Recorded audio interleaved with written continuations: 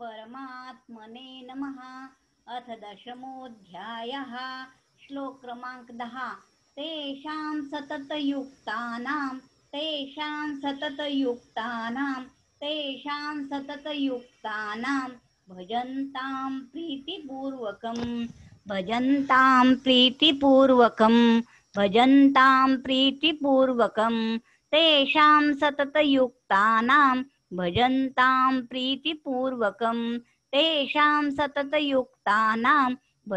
भजन्तां प्रीतिपूर्वकं तेषां सततयुक्तानां भजन्तां प्रीतिपूर्वकं ददामि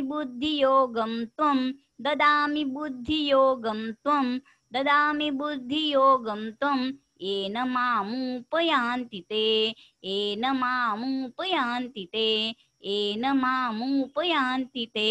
ददामि बुद्धियोगं तं येन मामुपयान्ति ते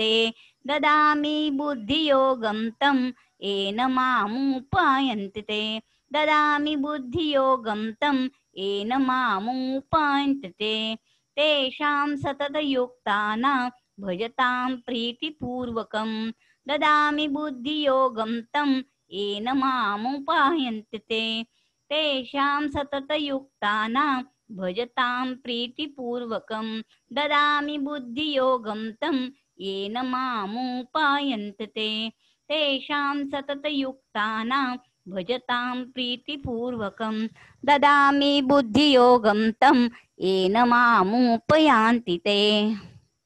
जोपर्यंत राग द्वेष आहे तोपर्यंत संसार दिसतो, भगवंत दिसत नाहीत.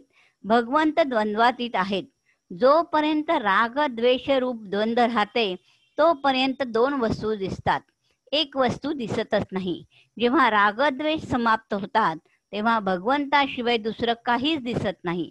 म्हणजेच रागद्वेष समाप्त झाल्यावर समता प्राप्त होते. समता म्हणजेच बुद्धियोग अर्थात कर्मयोग आहे. सत्वयोग उच्यते.